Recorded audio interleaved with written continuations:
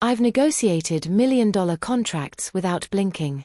I've stood in boardrooms full of men twice my age and never once flinched. But the night I hired a stranger to pretend to love me was the night I learned that some men don't pretend. And some secrets don't stay buried. They say you can't buy love. They never met Damon Voss. Chapter 1. The Arrangement. My name is Layla Sahar. I'm 31 years old, and on paper, I have everything. A corner office on the 42nd floor of a building with my family's name carved above the entrance in marble. A wardrobe that costs more than most people's cars. And a reputation in the city's business world that I spent the last decade bleeding to build. But on paper, I also have a family dinner in 4 days. My mother's birthday. My entire extended family seated at one long, merciless table, and my ex-fiancé, Kian, sitting right across from me, freshly engaged to my cousin. I know how that sounds. I'd been the one to end the engagement. I'd told myself I was fine. Evolved. Unbothered. And then my mother called and said, in that soft, devastating voice she has, Kian is bringing his fiancé, Azizam.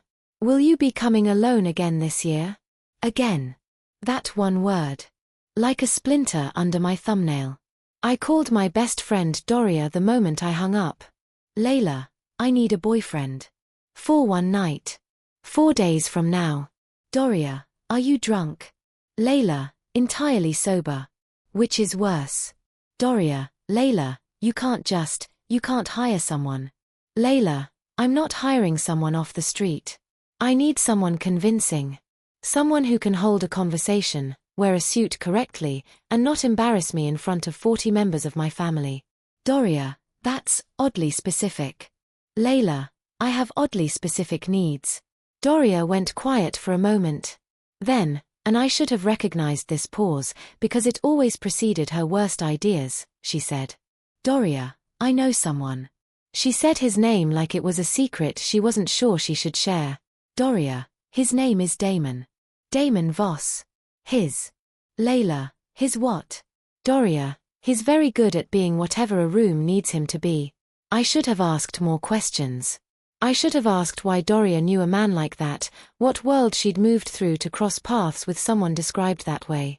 But I was tired, and the memory of my mother's voice was still lodged in my chest, and so I said fine. Send me his number. The first time Damon Voss answered his phone, he didn't say hello. He said, I was wondering when you'd call. His voice was low. Unhurried. Like a man who had never once been surprised by anything life handed him. Layla, we've never spoken before. Damon, no. But Doria told me about you 6 months ago. I've been curious. I didn't like that. I didn't like the way he said curious, like I was a problem he'd been quietly working through in the back of his mind. Layla, I need someone to attend a family dinner with me. One night. You'd play the role of my boyfriend. Recent. Not serious enough to warrant many details, but convincing enough to. Damon, to make someone jealous. I paused. Layla, to make my family stop asking questions. Damon, right. And I could hear the smile in it. What time should I pick you up? He didn't ask about payment. He didn't ask for an explanation. He asked what time. Something about that unsettled me in a way I couldn't name until much later. We met for coffee 2 days before the dinner. A small place near my office, neutral ground, I'd decided. Public. Controlled. He was already there when I arrived. I noticed that first. He was the kind of man who arrived early to everything, not out of anxiety, but because he liked to watch people walk in. He was seated with his back to the wall, a small black coffee in front of him, and he was watching the door. Watching me. Damon Voss was not what I expected. I'd expected handsome in a polished, easily categorized way. Someone I could look at and understand immediately. Catalogue and dismiss. He was tall, broad-shouldered, with dark hair swept back from a face that was all sharp angles and considered stillness. His eyes were a shade of grey I'd only ever seen in winter skies over the Caspian. And they didn't look away when I approached. Most people look away. It's a social reflex. A small, unconscious surrender. He didn't surrender anything. Damon, standing as I approached, unhurried, Layla. Not Ms. Sahar. Not even a question. Just my name, like he'd been saying it for years. Layla, Mr. Voss. Damon, Damon. He gestured to the seat across from him. Please. We Saturday. I had prepared a list, a mental inventory of facts we'd need to align on. How we met. How long we'd been together. His profession, something vague and impressive enough to satisfy my uncles without inviting too many follow-up questions. I told him this. He listened with his hands wrapped around his cup, perfectly still, and when I finished, he said, Damon, you've done this before. Layla, prepared for a performance? I'm in business, Mr. Damon. I prepare for everything. Damon, no. Those grey eyes, steady. You've built walls before. Very carefully. Very efficiently. A pause. I'm just noticing the architecture. I stared at him. Layla, that's an unusual thing to say to someone you've just met. Damon, I'm an unusual person. He said it simply. Not as a boast. As a fact. And I believed him. The night of the dinner, he arrived at my door exactly on time. Not a minute early. Not a minute late. On time, like he'd calculated the precise moment I needed to see him, not so early that I'd have time to second-guess myself, not so late that I'd have time to panic. He was wearing a dark suit, charcoal grey, no tie, the top button of his shirt open in a way that somehow looked more formal than formal. He had one hand in his pocket and a single dark red rose in the other. Not a bouquet. One rose. Layla, you brought a flower. Damon, you seemed like a woman who would find a bouquet excessive. But nothing felt insufficient. I took the rose. I didn't say thank you. My throat had done something strange. Layla, you'll need to know a few more things before we arrive. Damon, tell me in the car. His car was black, sleek, and almost aggressively understated, the kind of vehicle that costs more than it looks like it does. His driver opened the door without being asked. I noticed the driver didn't make eye contact with anyone. Not me. Not even Damon. In the car, I spoke. He listened. I told him about Kian, briefly, clinically, the way I would brief a lawyer. The engagement that I'd ended. The cousin. The timing. When I finished, Damon was quiet for a moment, looking out the window at the city lights passing like slow-motion stars. Damon, why did you end it?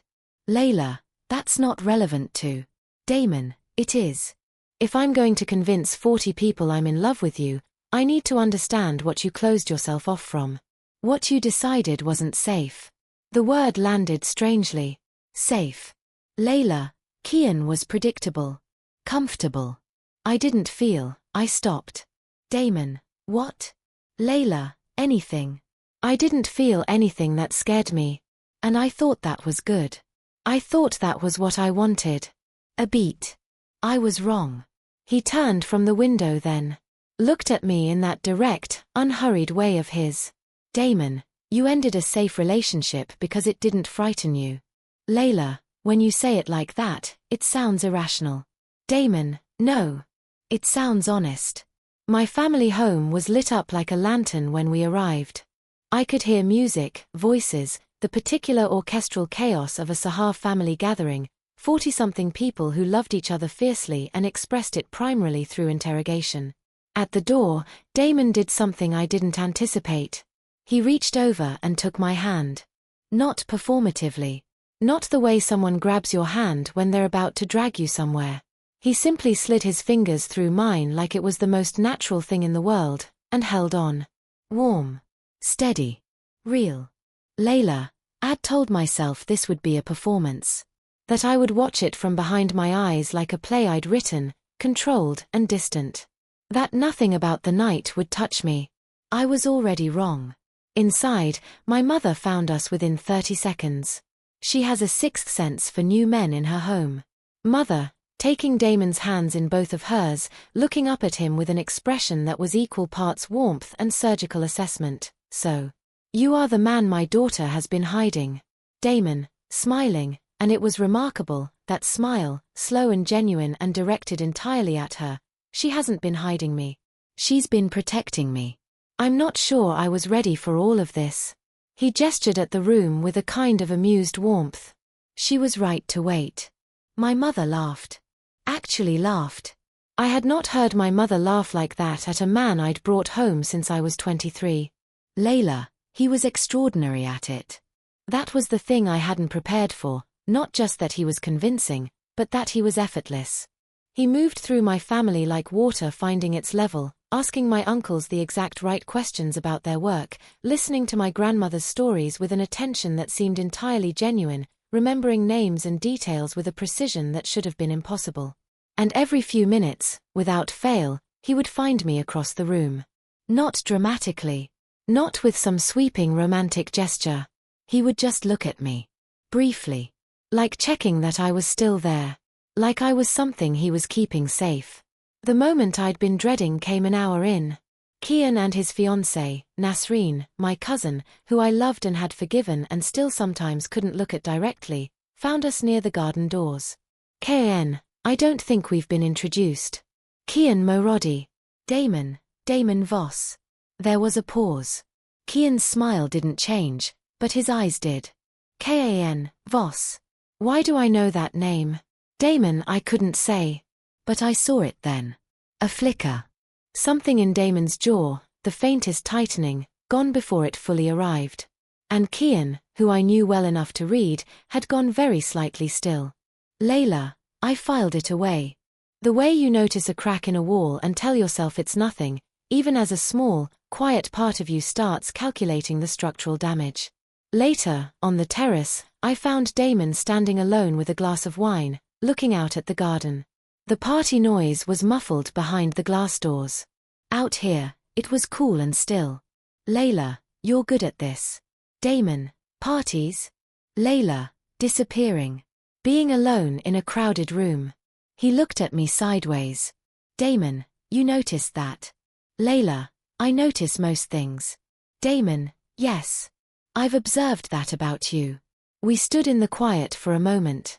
The city hummed distantly beyond the garden walls. Layla, Kian recognized your name. It wasn't a question.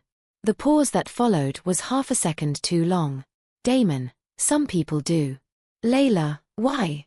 He turned to look at me fully then. And for the first time all evening, something in his face was careful. Deliberately arranged. Damon, does it matter tonight? Layla, I don't like unanswered questions. Damon, I know. And then, quietly, so quietly happy smiley give me tonight. Ask me tomorrow. Layla, I should have pushed. I should have pressed. I had built my entire career on the principle that the questions you don't ask are the ones that destroy you. But the way he said it, give me tonight, like the night was a gift he was asking to keep, just for a little while. I said nothing. And I handed him the night. Chapter 3, The Secrets. Music returns, darker now, slower. Something with cello and silence between the notes. Narration, VO. The drive home was quiet in a different way than the drive there. On the way there, the silence had been professional. Two strangers rehearsing. On the way back, it was something else entirely. Something I didn't have a clean word for, the particular silence of two people who have spent an evening pretending so well they've forgotten what they were pretending. At my building, he walked me to the lobby door. He didn't have to. I hadn't asked him to. He did it anyway. Layla, you don't need to. Damon, I know. We stood at the entrance. The lobby light spilled out in a gold rectangle between us. Layla, you were remarkable tonight. Damon, so were you. Layla, I live here. I wasn't performing. Damon, quietly, neither was I. A beat. Layla, VO, I should have gone inside. The arrangement was complete. The dinner was over. He had done what I'd hired him to, though I realized, standing there, that he had never once discussed payment. Had never mentioned it. Not once. Layla, Damon. Damon, Layla, I never asked, you never said, what you wanted for tonight. For doing this. Something moved through his eyes that I couldn't read. Damon, I didn't do it for payment. Layla, then why? He looked at me for a long moment. The city was loud around us, But standing there, in that gold light, everything felt suspended. Damon, because Doria asked. And because when she described you, she said you were the most brilliant, most isolated woman she'd ever known. And I thought, he stopped. Started again. I thought that sounded like someone worth an evening. Layla, VO, isolated. Not lonely. Not cold. Isolated. Like I was something kept apart. Protected. Or imprisoned. I wasn't sure which. He left before I could say anything else. I watched his car disappear into the city and I stood there for longer than I should have, turning the evening over in my hands like something I'd found and didn't yet know the value of. I did what I always did with things that unsettled me. I investigated. Music shifts, something tense and procedural beneath the emotional weight. Damon Voss. I typed the name into every database I had access to, which, as the head of a holding company with interests in 7 industries, was quite a few. What I found was strange. Not damning. Not immediately alarming. Strange. There was a Damon Voss listed as a private investment consultant. Clean record. No formal business address. A handful of articles in financial trade publications, all brief, none detailed, written with the particular vagueness of someone who had ensured they appeared legitimate without appearing findable. His name appeared once in a court document, as a witness, not a party, in a corporate fraud case from 4 years ago. The case had been dismissed. And his name appeared in a single archived news article from 8 years back. The article was about a family. The Voss family. The music here is very quiet. Almost nothing. I read the article twice. Then a third time. The Voss family had been, for 3 generations, one of the most powerful private networks in Eastern Europe. Not political power, or not only political. The kind of power that doesn't appear on org charts or shareholder documents. The kind that moves through informal channels, through old loyalties and unspoken arrangements. The article used careful language, the way journalists do when they are reporting on things they cannot fully prove. But the implication was clear enough. The Voss family was not a family in the conventional sense. It was an institution. And 8 years ago, there had been a succession.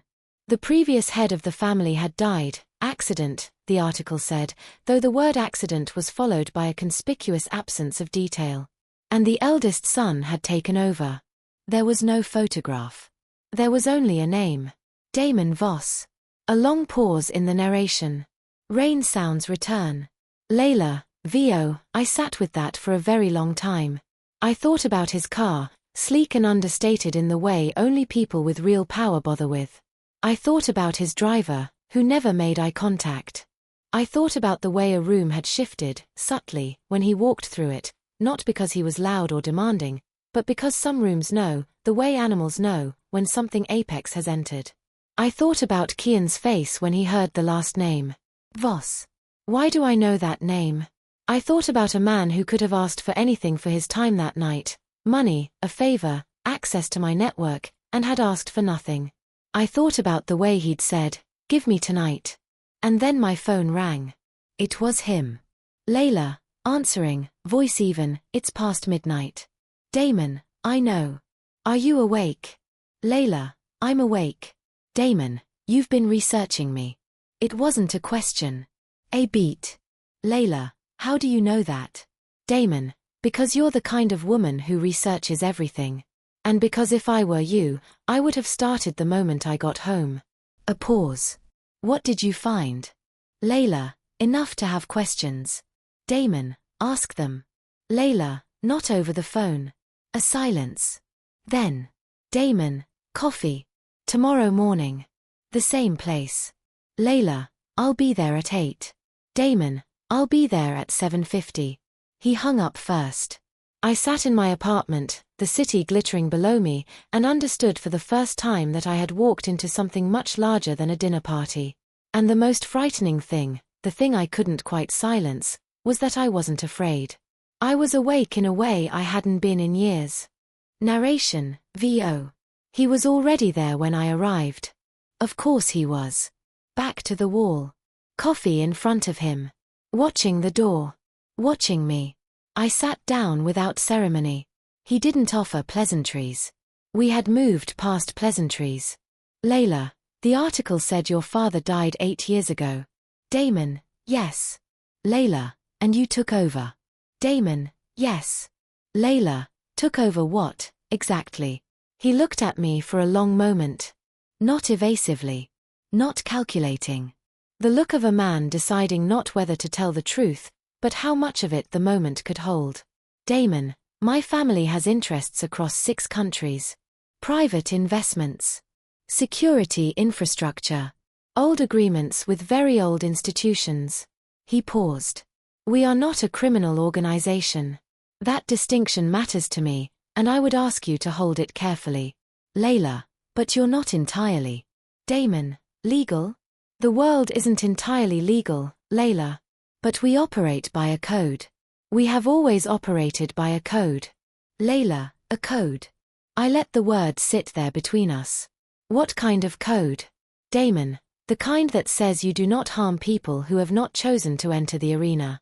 The kind that says a debt is a debt and a promise is a promise. The kind, he stopped. His jaw tightened briefly. The kind my father broke, near the end. And which I have spent 8 years trying to repair. The music shifts, something sadder here, quietly painful. I hadn't expected that. I hadn't expected the grief in it. The responsibility. Layla, what did he break?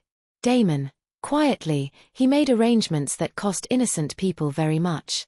I can't undo what he did. I can only make sure the organization he left me doesn't do it again. He looked down at his coffee.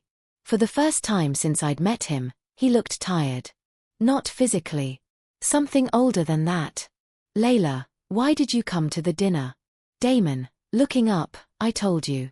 Doria asked. Layla, Doria asks you things and you simply do them?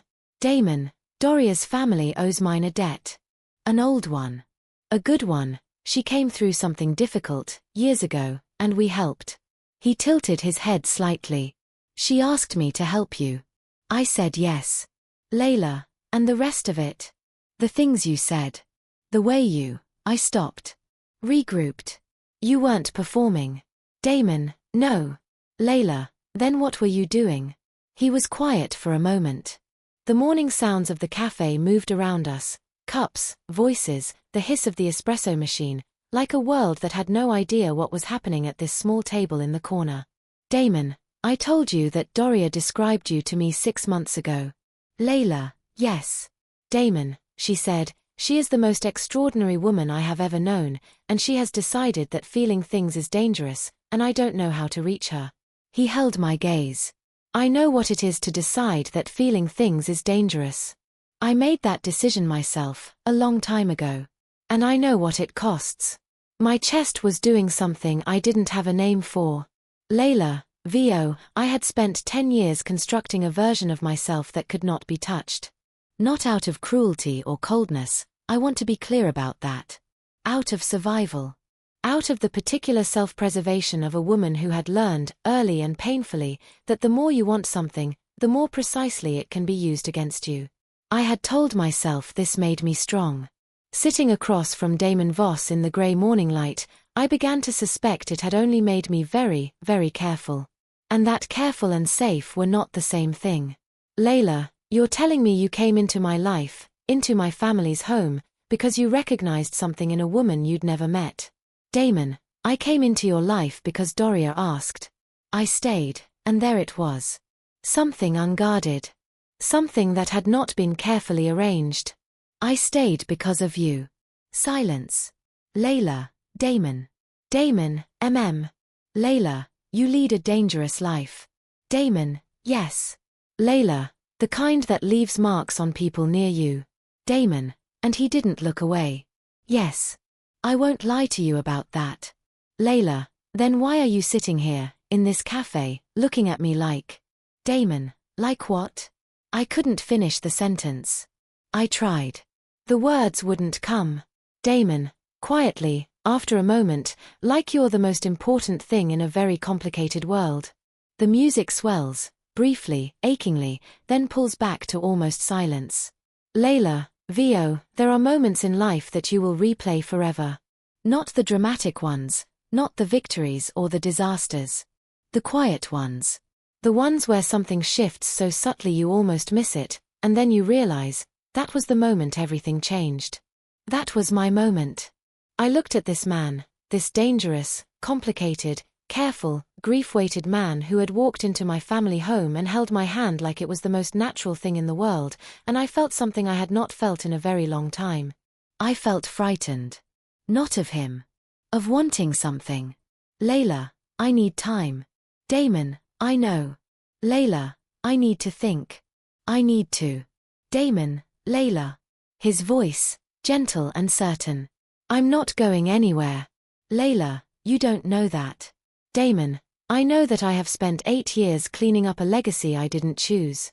I know that I have been very careful about every person I allow near me, and not careful enough about every person I've kept away. He paused. I know that I haven't thought about any of that since Doria said your name. I looked at him across the table. The city moved outside the window. Layla, this is a terrible idea. Damon, and there was that smile, slow, genuine, the one I'd seen him give my mother, except this one was only for me. Probably. Layla, you have enemies. Damon, yes. Layla, I have a business and a reputation and 40 family members who already think we're together. Damon, also yes. Layla, and you want? Damon, I want to have coffee with you again. And then, perhaps, dinner. An actual dinner, not a performance. He tilted his head. Unless you're still afraid of things that don't scare you enough. I stared at him. Layla, VO, he had remembered. That small thing I'd said in the car, half to myself, about Kian. About ending something because it didn't frighten me. He had kept it. Filed it away like it mattered. Like I mattered. Layla, I'll think about it. Damon, of course you will. Standing, reaching for his jacket. I'll be here Wednesday. 7:50.